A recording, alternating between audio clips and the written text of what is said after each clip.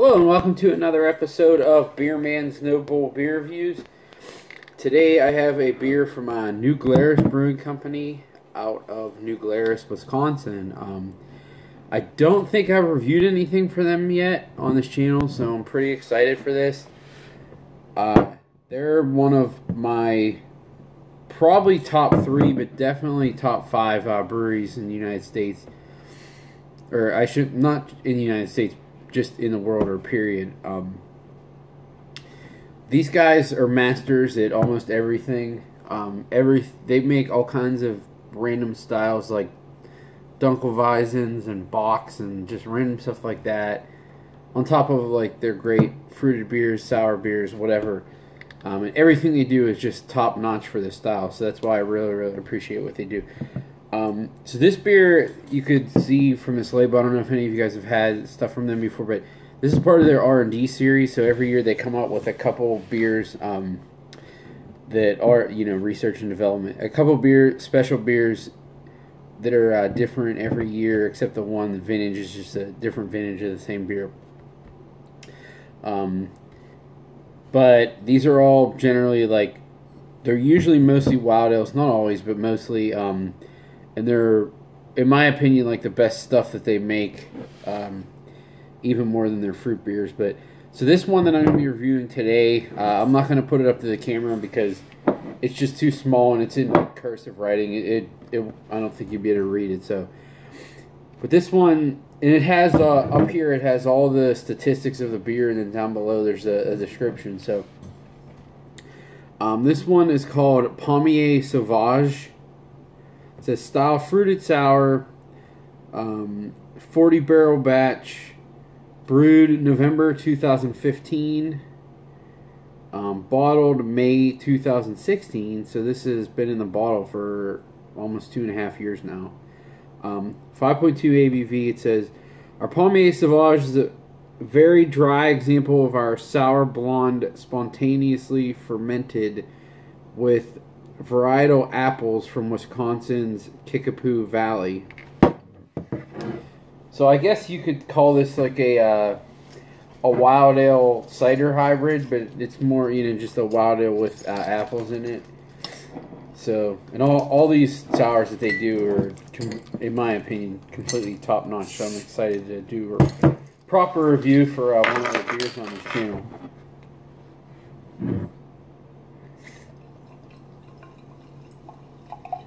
I don't know if you can hear it, but it's fizzing very loudly. It's very highly carbonated. See if that focuses in. So as you can see, it pours a slightly hazy, like straw color, maybe slightly darker than straw color, with, there's no head at all. But it's not that it's flat, it's the opposite. It's very carbonated. The head dissipated very quickly, so. Oh my gosh. It smells so good.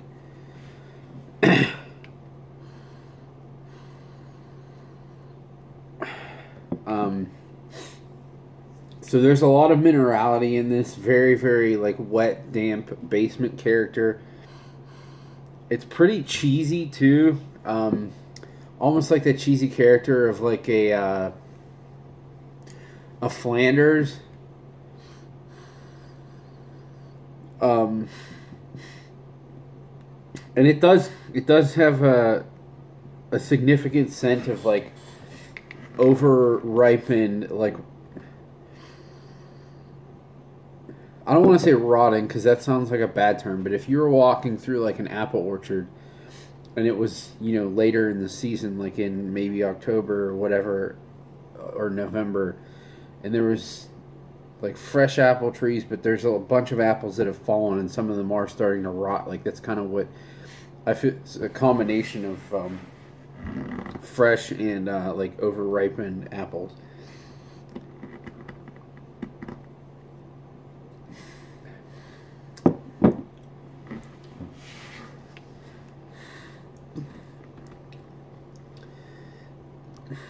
So it's interesting because I have had this beer before, but it's been a while. And I think I still had like one bottle of this left, but my friend who lives in Chicago, they're still selling bottles of this. Damn, I wish I would have gotten more off of them. But I got two. He picked me up two more not too long ago, which is awesome that they still have this.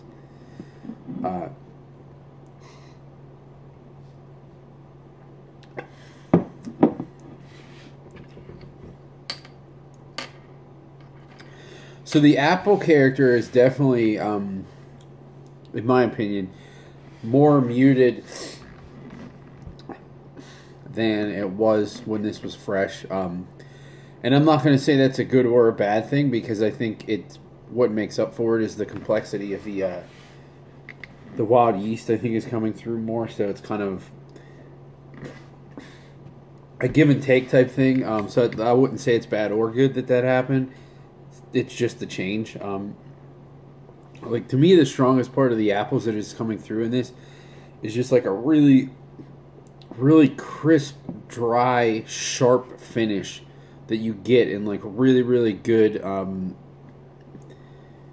like dry iced ciders. That's what I'm getting out of this. But when a lot of obviously dry or iced ciders are generally really, really strong. Like, this isn't strong at all. Like I said, it's only 5.2, but it really has that really crisp, dry finish to it.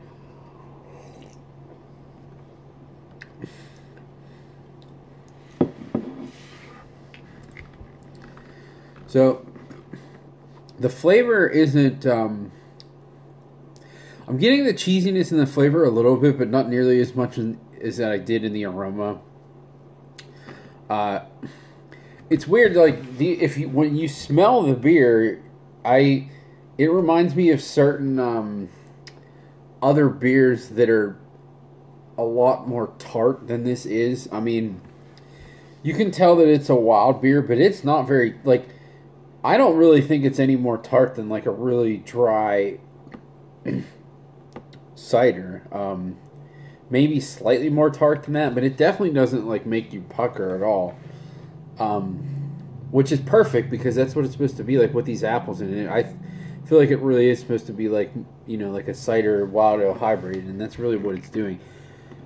It has a little bit of that bite to it, but it's not super super tart. But the funk is still there. I mean, it's very minerally, very like I said, damp basement.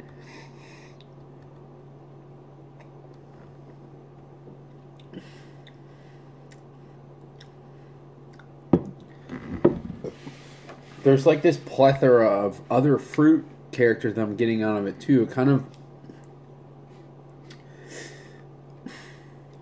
kind of just like a peachy, like berry fruit cocktail character. It's very odd. And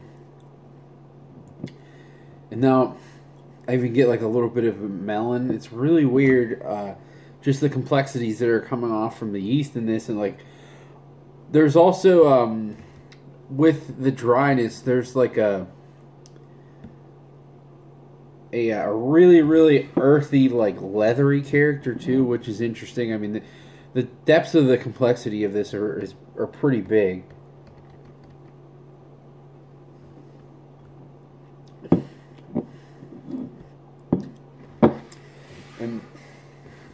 But at the same time, it is so dry. I know it's like saying fruity and dry at the same time, but when I say dry, I'm not saying that it's not fruity. I'm saying that it's not sweet, in that the flavor drops off very quickly. It seems to be really, really attenuated. But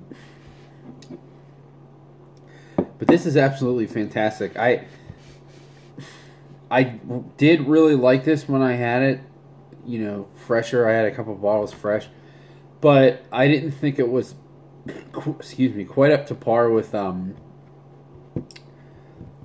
trying to think of what the beer is. Oh, the Champ de Blanc, which was, like, very strong wild ale. It's like 10%, but it's aged in white wine barrels, and it was, I think, behind VSB, probably the best sour beer that they had done. I still think that was probably better than this, but this is really getting close to what that was now. And